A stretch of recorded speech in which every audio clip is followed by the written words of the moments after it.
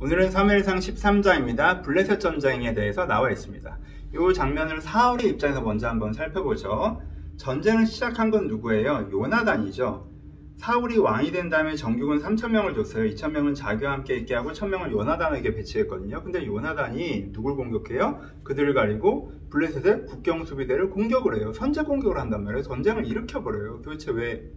그 전쟁을 일으킨 것 때문에 블레셋이 전체 통합군대가 이제는 몰려오죠. 어느 정도의 전력이 몰려와요? 뭐 기병만 6천이고 뭐 전차가 수만이고 보병은 헤아릴 수가 없고 압도적인 전력이 몰려와요. 이스라엘의 상황은 어땠어요? 이스라엘은 철기가 제대로 보급이 안 돼 있어서 제대로 된 칼을 들고 있는 사람이 요나단과 사울밖에 없었다고 할 정도로 취약한 전력이었단 말이에요. 사람들이야 좀 있었지만 이게 무장이 제대로 안 되는 상태란 말이에요. 그러니까 저 압도적인 전력을 어떻게 하겠어요. 여러분 블레셋의 전차는요 너무너무 강해서 여호수아 때도 그 지역을 다 점령하지 못했던 그런 군대잖아요. 근데 걔네들을 도대체 왜 건드려서 전면전을 일으키냔 말이죠. 물론 거기서 100% 요나단 뜻이었다고만 할 수는 없지만 사울 입장에서는 그렇게 생각해 볼 수 있지 않을까요? 두 번째, 사울이 더 답답한 건 백성들이죠.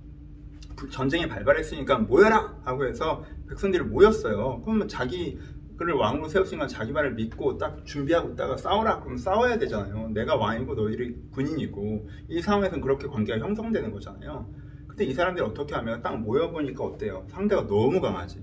그러니까 모이자마자도 벌써 소극적이야. 막 숨어있고 막 이래. 싸울 생각이 없어 보여. 그러다가 무슨 일이 생겨요? 조금 이따 더 자세히 알겠지만 사무엘이 안 오죠. 하루 3일을 안 와버려요. 그러니까 사람들 사이에서 이상한 소문이 도는 거죠. 아 이거 뭐야, 이거 객관적인 전력으로는 완전 상대가 안 되는데 하나님을 믿고 한번 싸워보려고 하고 그랬던 거였는데 사무엘이 안 오네? 그럼 이 전쟁에 하나님이 함께 하지 않으시는 거 아니야? 그냥 사울이 일으킨 전쟁 아니야? 우리가 20대 이 요나단 20대 청년의 객기 때문에 우리가 다 여기에 던져진 거 아니야 혹시? 아 이러면 이건 아니지 하고 가버려요. 그쵸? 이스라엘 백성들이 사울 입장에서 너무 기가 막힌 거죠. 다 가버려요. 뭐 최종적으로 600명 남았다고 표현하는데 뭐 사무엘이 왔을 때 몇 명이나 간지 모르겠는데 그러니까 여러분 정규군만 평소에 놓은 게 3,000명이에요.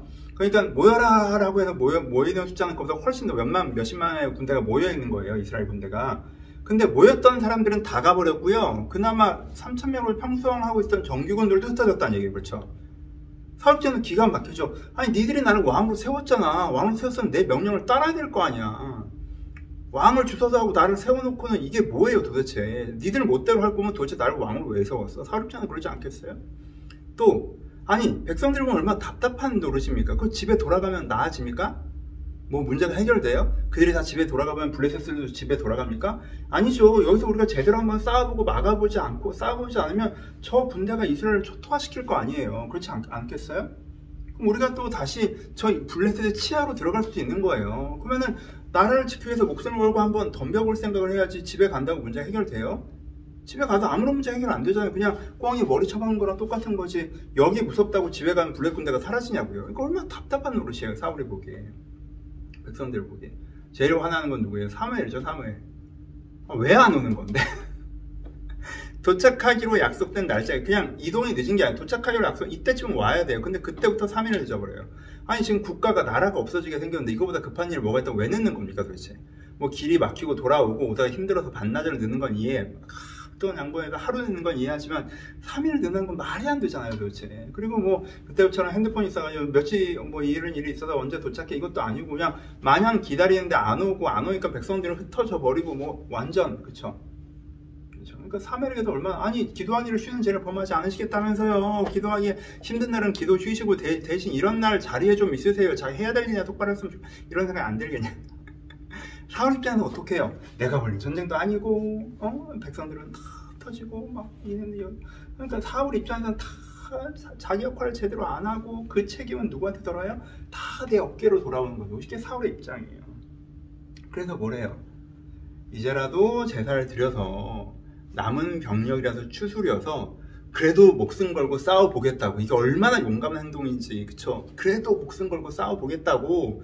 얘가 무슨 바알과 아세라를 섬기겠다는 것도 아니고 여호와를 배반하겠다는 것도 아니고 자기의 사리사욕을 취하겠다는 것도 아니고 타인을 억압하는 것도 아니고 그래도 목숨 걸고 싸워보겠다고 남은 병력이라도 흩어지지 않게 하려고 제사를 드리죠. 그쵸? 이게 뭐, 야, 왕이 제사를 드리면 어떡하냐, 이런 신성모독 막 이렇게 할 수 있지만, 여러분 보십시오. 그러면 사무엘은 적통입니까?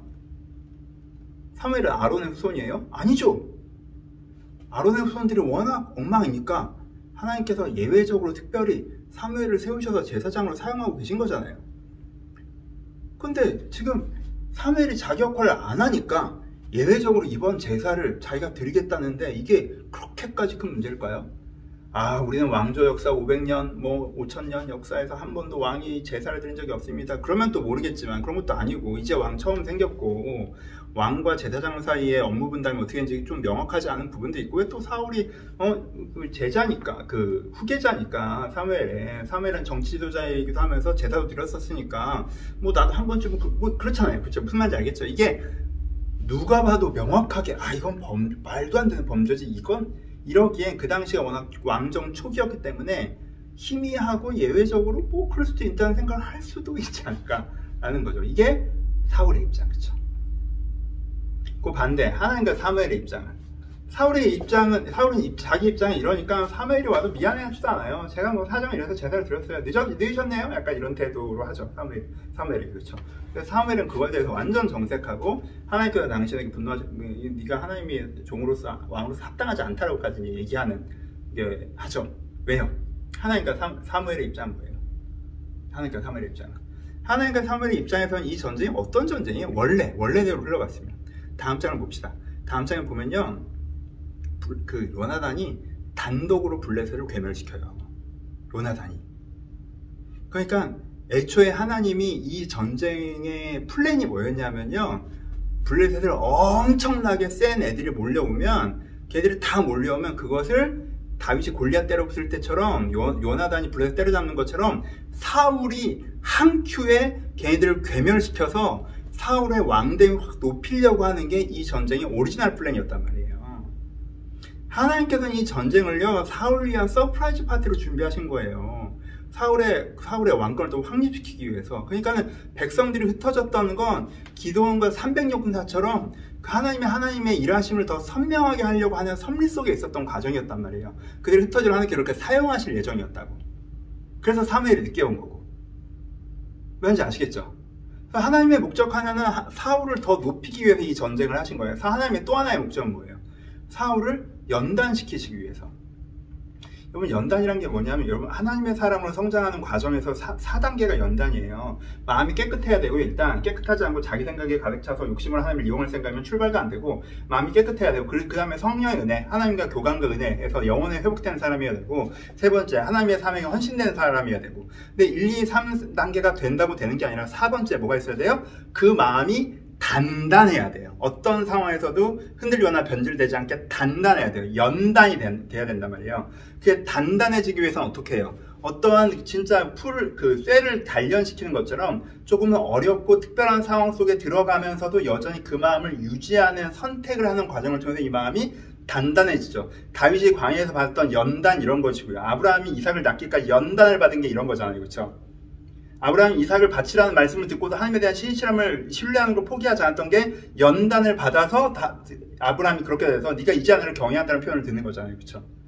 그러니까는 어렵다는 게 상황적으로 힘들고 하나님이 이해되지 않고 뭔가 내 인간적인 생각이 가득 쏟아져 나올 수 있는 상황에서도 여전히 하나님 앞에 겸손히 주님께 경청하며 순종하는 그 마음 자세를 유지하는 것, 이게 연단이라, 이게 완벽한 마음이고 이게 연단된 마음이고 그 연단을 통해 이런 과정을 겪는 거라는 거예요. 그래서 하나님께서 연단의 과정으로 이 과정을 지금 사울에게 주신 거죠.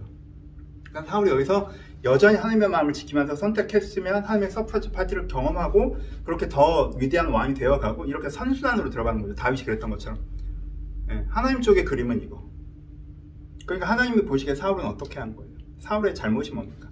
사울 입장에서는 사울 말이 되게 맞지만 사울의 잘못이 뭐예요? 이번 사울이 제사를 드린 이유가 뭐예요?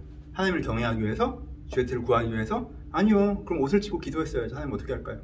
그럼 기도원에게 응답하셨겠죠. 다윗에게 응답하셨을 거예요. 그렇죠? 근데 기도하지 않아요? 그렇게. 어떻게 해요? 왜 제사를 드렸어요? 사람들을 흩어지게 않게 하려고. 그렇죠? 사람들을 흩어지지 않게 하려고 제사를 드려요. 이거는 이 제사라는 종교 행위를 통해서 하나님께 연결되기보다 사람들을 조정하려고 했던 거예요. 이거는 홈리와 비나스 쪽에 가까운 선택이란 말이에요. 그렇죠? 제사를 드리면 사람들이 제사를 보고 하나님이 함께 있다고 믿고 안 도망가겠지? 야, 이제라도 좀 묶어보자. 이렇게 상황을 보고 사람들을 조정하기 위해서 종교적인 행위를 사용하는 게 이제 사울의 중심이라는 거죠. 그렇죠? 그래서 그렇게 욕을 먹는 거예요. 너무 안타까운 일이죠. 이건 연단의 기회였고, 내가 여기서 마음 중심을 잘 지켰으면 하나님께서 준비하신 서프라이즈 파티를 경험하면서 사울이 여기서 기브온보다 위대한 용사로서 거듭났을 텐데, 그 영광은 요나단에게 돌아가죠. 어차피 준비는 했으니까 누군 먹어야 될 거 아니에요. 그래서 이제 요나단이 그 역할을 하는 다음 장에 나타나죠. 적용 세 가지로 해봅시다. 첫 번째, 여러분 계속 이 앞부분에서 반복하는 게 뭔지 아시겠죠? 여러분, 여러분들의 그림을 내려놓으셔야 돼요. 나의 그림, 엘리의 그림. 하나님 얘들 용서해 주면 안 되나? 얘들을 좀 잘하고. 이스라엘 사람들의 그림, 왕이 세워지면 안 되나? 그럼 다 해결되는 거 아닌가? 이 사울의 그림, 왜 쟤네들이 다 사고치고 내가 뒷수습해야 되는데 사무엘은 왜 그래? 그럼 뭐 어떻게 해? 내가 이렇게라도 해야지. 자기 그림에 빠져있기 때문에 하나님의 큰 그림이 안 보이는 거죠. 그쵸? 내 그림을 내려놓고 하나님의 큰 그림을 보려고 하셔야 돼요. 그쵸? 다윗처럼. 나중에 이제 이런 게 나오는 거예요. 다윗은. 시편 읽으시면 느껴지시죠. 그쵸? 하나님의 큰 그림을 보려고 하는 거. 처음에 감정적으로 하나님 힘듭니다. 어떻게 이럽니까? 하지만 내가 주님을 바라보면 주님께서 응답하지. 그런 그 순종, 이게 다윗의 패턴이잖아요. 그렇죠? 그러니까 내가 여기서 내 그림을 내려놓고 하나님 큰 그림을 구하는 게 필요하다는 게 첫 번째 적용이고, 너무너무 중요한 장이에요. 이 장이. 두 번째는 연단에 대해서 여러분들 아세요? 하나님의 사람으로 쓰임받고 싶으세요? 마음이 깨끗하셔야 돼요. 하나님 하나님의 부르심 받고 하면은 나 가치 있는 성공을 해보고 싶었는데, 나 잘 나가는데 의미도 있는, 나 그런 거 해보고 싶었어. 그럼 하나님의 비전이 있으면 그런 거야? 출발도 못해요. 마음이 깨끗해야 돼요. 두 번째, 하나님의 은혜가 있어야 되고, 세 번째, 헌신돼야 되고, 네 번째, 연단이 되셔야 돼요. 마음이 단단해지셔야 돼요. 아브라함의 이야기, 아브라함의 이야기, 다윗의 이야기에서 난 그 연단의 개념들을 여러분이 익히셔서, 내가 연단의 상황으로 갈 때 그때일수록 더 하나님께 집중해야겠구나, 하나님을 믿어야겠구나 라고 결정하셨으면 좋겠어요. 여기서 넘어지는 사람 많잖아요. 내가 주님의 이름으로 헌신했는데 상황이 왜 이래? 나 실망했어. 나 상처받았어, 하나님한테. 하나님이 계신데 뭐 상황이 왜 이렇게 돌아가요? 억울하네요? 하나님 안 계신 것 같네요? 나 안 도와주는 것 같네요? 아니네. 그런 사람들은 연단이 안 되고 하나님을 쓰임받을 수 없어요. 그러니까는 그런 장면들 우리한테 있잖아요. 하나님 나 버리신 것 같고 하나님 뜻대로 해서 안 되는 것 같고 뭐 이럴 때 이게 연단이구나 라고 하고, 아브라함처럼 다윗처럼 집중하셔서 그럴수록 하나님 제가 그럼 어떻게 할 거예요? 이 상황에서 반응하지 말고 대응하시는 그런 결정들이 있으신 게 필요하고, 이게 두 번째. 세 번째, 계속 이것도 반복되는 건데, 사울은 자기가 제사를 드리는 의미에 대해서 이렇게 상황이 그렇게 해서 제사를 드렸어요, 뭐가 문제야? 약간 이렇잖아요. 스스로 속는 거죠. 그 제사라는 행위를 한 그 중심을 하나님은 얘기하시는 거죠. 네가 그걸 왜 했니? 네가 나를 경외하기 위해서 했니? 사람들의 마음을 붙잡으려고 했니? 라는 거잖아요. 그러니까는 내가 스스로 속지 않고 내 마음의 중심을 보셔야 돼요. 그래서 내가 중심이 하나님 앞에 온전할 때 하나님께서 나를 사용하실 수 있습니다. 그런 부분으로 적용해 보셨으면 좋겠습니다. 본문 보시면서 다양하게 나 자신을 돌아보시는 기회가 되셨으면 좋겠습니다. 감사합니다.